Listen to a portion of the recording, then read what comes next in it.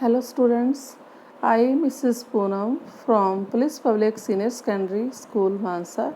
Today we are going to study lesson 2nd of Geography of class 6 Globe, Latitudes and Longitudes.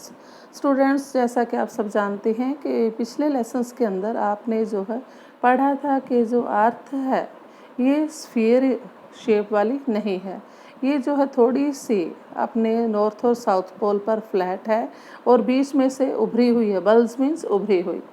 तो आप सोचते होंगे कि ये कैसी दिखाई देती है, तो आपने अपना ग्लोब भी क्लासरूम के अंदर जो है ज़रूर देखा होगा। उससे जो है आपको एक आइडिया मिला होगा ग्लोब इस अर्थ के बारे में। जो ग्लोब है, globe is a true model of the अर्थ।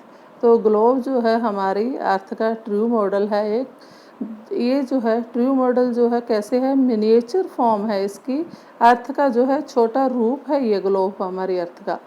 तो सेम ऐसी ही जो है शेप की हमारी अर्थ होती है। तो ग्लोब्स में भी जो है of varying size and types, globe अलग अलग साइज़ और टाइप के होते हैं। बड़े भी होते हैं जिन्हें उठा के ले जाना पॉसिबल नहीं होता, ये आसान नहीं रहता हमारे लिए।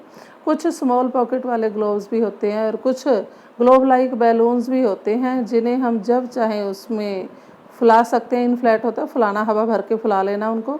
आर हैंडी और हाथ में उठाने लायक होते हैं। इज कैरिड भी दीज, आसानी से जो है ले जाए जा सकते हैं। ग्लोब जो है ये फिक्स नहीं होते, इनको रोटेट किया जा सकता है। उसी प्रकार जैसे कि कोई टॉप जो होता है वो घूमता है, या कोई पॉटर्स व्हील जैसे कुम्हार का पहिया जो होता है वो रोटेट करता है, घूमता है। ऑन द ग्लोब, ग्लोब के ऊपर जो है countries, continents and oceans are shown in their correct size. इस पर ग्लोब के ऊपर जो कंट्रीज़ हैं, कॉन्टिनेंट्स हैं, ओशियंस हैं, जितने भी हैं हमारे वर्ल्ड में, वो सभी अपने करेक्ट साइज़ के अंदर, सही आकार के अंदर जो है दिखाई जाती हैं। इट इज़ ये जो है काफ़ी डिफ़िकल्ट होता है यहाँ वैसे हमें पता करना कि अर्थ के ऊपर जो है वो किसी भी पॉइंट की लोकेशन हम कैसे पता चलाएं, कैसे जो है उसके बारे में डिस्क्राइब करें। तो अब क्वेश्चन ये पैदा होता है कि हम इसके ऊपर लोकेट कैसे करें किसी भी प्लेस को। तो इसके लिए हमें कुछ पॉइंट्स की जो है ज़रूरत होती है, कुछ लाइंस की ज़रूरत होती है। तो किसी भी प्लेस की लोकेशन जो है फाइंड आउट करने के लिए आपने अक्सर ही देखा होगा, जो नीडल होती है एक फिक्स होती है इसके बीच में, ग्लोब के बीच में, जो थोड़ी सी टेढ़ी आकार में होती है, जिसे को एक्सिस कहा जाता है। इस नीडल को जो 2 पॉइंट्स होते हैं इसके, जिसके ऊपर के ग्लोब जो है नीडल्स में से जो पास होती है इसके बीच में से, उसके 2 पोल्स होते हैं, एक नॉर्थ पोल होता है, एक साउथ पोल होता है। जो ग्लोब होता है वो मूव करता है इस नीडल में से वेस्ट टू ईस्ट। नीडल के ऊपर जो है वेस्ट साइड से ईस्ट की साइड की ओर जो है जाता है, घूमता है, जैसे कि अर्थ हमारी मूव करती है, चलती है। बट लेकिन आपको हमेशा ये बात जो है याद रखनी है कि इसमें जो है एक मेजर डिफरेंस है अर्थ में और ग्लोब में। जो रियल अर्थ है उसके कोई ऐसी नीडल वगैरह नहीं होती जो हमें ग्लोब के अंदर देखने को मिलती है। ये तो सिर्फ जो है अपने एक्सिस पर ही घूमती है अर्थ जो है। और जो लाइन हमने ग्लोब के अंदर दिखाई है वो एक इमेजिनरी लाइन है, रियलिटी के अंदर ऐसी कोई लाइन नहीं होती। दूसरी जो इमेजिनरी लाइन है जो ग्लोब के अंदर हम देखते हैं वो डिवाइड करती है इसको 2 इक्वल हाफ्स के अंदर। इस लाइन को जो है हम इक्वेटर कहते हैं, जैसा कि इस नीचे जो है 2.2 फिगर के अंदर दिया गया है। इक्वेटर लाइन यहाँ शो की गई है। ये जो है लाइन 2 पार्ट्स में जो है उस ग्लोब को डिवाइड करती है, बांटती है 2 पार्ट्स में। जो ऊपर वाला हाफ पार्ट है, ऊपर वाली साइड नॉर्थ साइड है, और ये जो पार्ट है इसे नॉर्दर्न हाफ कहा जाता है, नॉर्दर्न हेमिस्फीयर बोलते हैं इसे। नीचे वाला जो हाफ पार्ट है वो साउथ वाली साइड है, तो उसे साउदर्न हेमिस्फीयर कहा जाता है। ये जो है दोनों इक्वेटर जो है नॉर्थ और साउथ दोनों को जो है इक्वल हाफ में डिवाइड करती है। और इसलिए जो है जो इक्वेटर है वो एक इमेजिनरी सर्कुलर लाइन है, गोलाकार लाइन है, जो कि काल्पनिक है और बहुत ही इम्पोर्टेंट रेफरेंस पॉइंट है किसी भी अर्थ के ऊपर किसी भी प्लेस को जो है लोकेट करने के लिए, पता लगाने के लिए। सारी पैरेलल सर्कल्स जो होती हैं इक्वेटर से जो है पोल्स तक जो जाते हैं उसे उन सभी को जो है पैरेलल्स ऑफ लैटिट्यूड कहा जाता है। लैटिट्यूड्स जो है मेज़र की जाती हैं डिग्रीज़ के अंदर, जो इनका माप होता है वो डिग्रीज़ में होता है। इक्वेटर जो है हमेशा रिप्रेजेंट करती है 0 डिग्री लैटिट्यूड को, जहाँ इक्वेटर लाइन है वो 0 डिग्री लैटिट्यूड लाइन होती है। और सिंस क्योंकि इसमें जो डिस्टेंस होता है इक्वेटर का पोल्स की तरफ, ऊपर की तरफ हो चाहे नीचे की तरफ हो, वो 1/4 होता है सर्कल का, जो राउंड का ये पूरा जो राउंड है उसका 1/4 पार्ट होता है। तो जो पूरा है ये सारा सर्कल जो है अर्थ का वो 360 डिग्रीज में डिवाइड है। तो ये एक जो है पार्ट ये 1/4 होता है 360 का। तो इसे 360 को जब हम 1/4 से डिवाइड करते हैं तो ये हमारे पास 90 डिग्री आ जाता है। तो इस प्रकार जो 90 डिग्री है वो नॉर्थ लैटिट्यूड है, नॉर्थ पोल की तरफ, और 90 डिग्री से साउथ लैटिट्यूड है जो साउथ पोल की तरफ जाता है। साउथ पोल नीचे की ओर है ग्लोब के अंदर और ऊपर की ओर जो है नॉर्थ पोल है। जैसे कि सभी पैरेलल्स जो हैं इक्वेटर के नॉर्थ वाली जो हैं उन्हें नॉर्थ लैटिट्यूड कहा जाता है। इसी प्रकार सारी लैटिट्यूड्स जो इक्वेटर के नीचे की ओर हैं उन्हें सबको साउथ लैटिट्यूड्स कहा जाता है। जो वैल्यू है हर एक लैटिट्यूड की वो डिपेंड करती है वर्ड नॉर्थ और साउथ पर, क्योंकि नॉर्थ साउथ वर्ड अगर हम ना बोले तो हमें पता नहीं चलता भी कौन सी चीज़ कहाँ पर है। जनरली अक्सर क्या करते हैं हम इनको जो है नॉर्थ को हम एन से और साउथ को हम एस से जो है रिप्रेजेंट करते हैं, इंडिकेट करते हैं। फॉर एग्ज़ाम्पल हमारे पास है चंदनपुर महाराष्ट्र के अंदर जो इंडिया में है, और दूसरा है बेलो होरिजोंटे जो कि ब्राज़ील के अंदर है साउथ अमेरिका में। ये लोकेटेड हैं on the parallels of about 20 degree latitude. दोनों ही 20 डिग्री लैटिट्यूड पर हैं। अगर सिर्फ हमने इतना ही बताया दोनों 20 डिग्री लैटिट्यूड पर हैं और ये ना बताएं कि कहाँ पर है तो हम इसको फाइंड आउट नहीं कर सकते। लेकिन इसके बारे में बताया गया है कि जो फॉर्मर है वो 20 degree north of the equator है।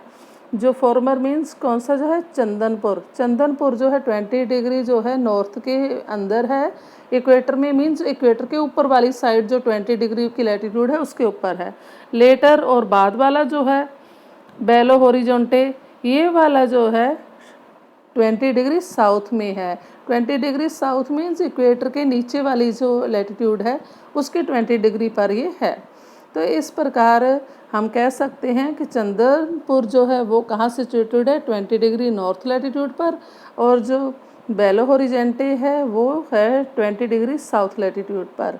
जैसा कि आपको फिगर 2.2 के अंदर जो है शो किया गया है, यहाँ फिगर 2.2 के अंदर आपको दिखाया गया है।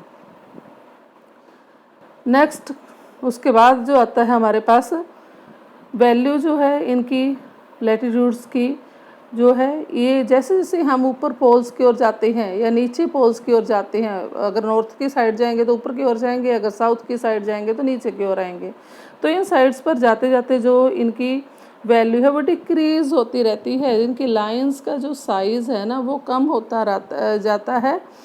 तो ये बीच वाली लाइंस जो होती है ये सबसे लंबी लाइन होती है, और उसके ऊपर नीचे वाली जो लाइंस होती हैं इनका साइज़ जो है कम होता जाता है। इसके अलावा जो ये इम्पोर्टेंस क्या है इनकी, जो इक्वेटर के अलावा दूसरी जो लैटिट्यूड्स हैं जैसे नॉर्थ पोल के अंदर और साउथ पोल के अंदर आपको पता दोनों ही 90 डिग्री के हैं। यहाँ 4 इम्पोर्टेंट पैरेलल्स ऑफ लैटिट्यूड्स हैं। तो फर्स्ट है ट्रॉपिक ऑफ कैंसर जो कि 23.5 डिग्री नॉर्थ पर है, और दूसरी जो है वो है ट्रॉपिक ऑफ कैप्रिकॉर्न, ये भी 23.5 डिग्री साउथ में है। तो ये नॉर्थ और साउथ से हमें पता चलता है भी ये किस साइड है।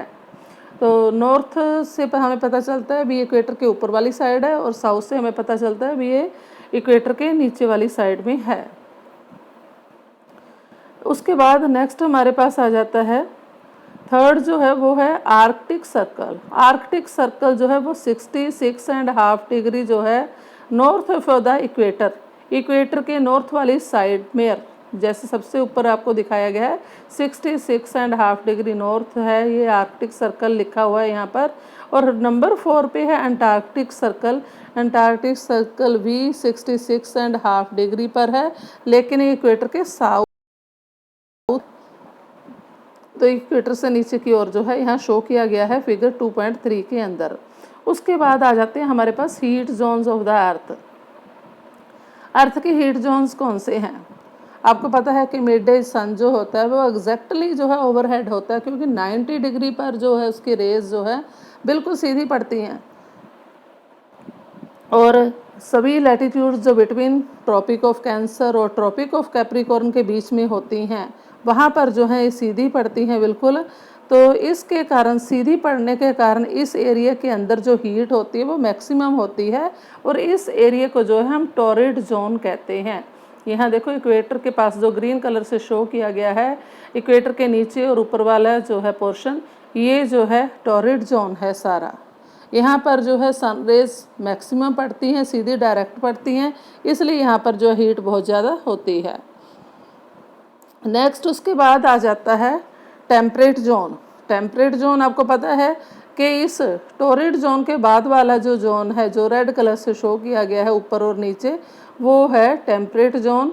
ये जो है ट्रॉपिक ऑफ कैंसर और आर्कटिक सर्कल के बीच का रीजन है ऊपर, और नीचे जो है ट्रॉपिक ऑफ कैप्रिकॉर्न और अंटार्कटिक सर्कल के बीच का जो है एरिया है। तो ये सारा एरिया जो है टेम्परेट जोन में आता है।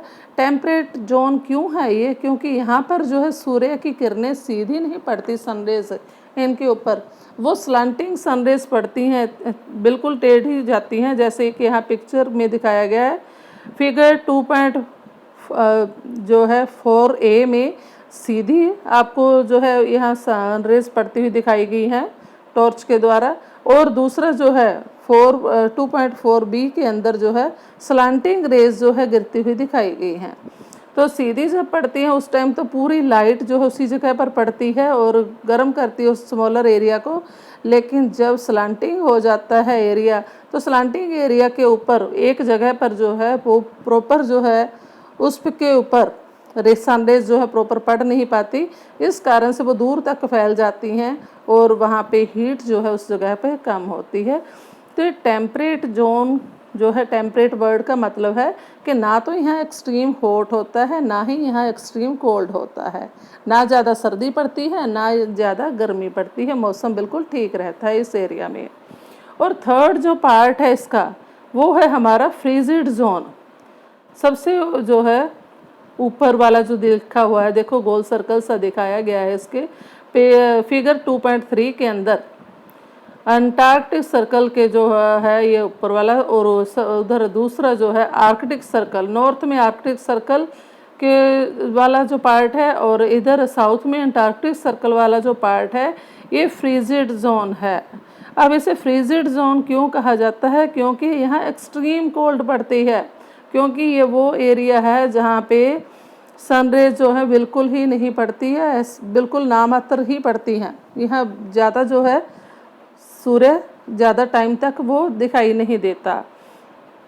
तो जब सूर्य की किरणें अगर दिखता भी है तो स्लांटिंग होने के कारण जो है बहुत ही कम हीट यहाँ पर आ पाती है, और इस कारण ये एरिया जो है फ्रीजिड जोन कहा जाता है, क्योंकि इस एरिया के अंदर जो है ठंड काफ़ी ज़्यादा पड़ती है। तो आज जो है स्टूडेंट्स इतना ही, बाकी हम कल करेंगे। Okay, bye, have a nice day.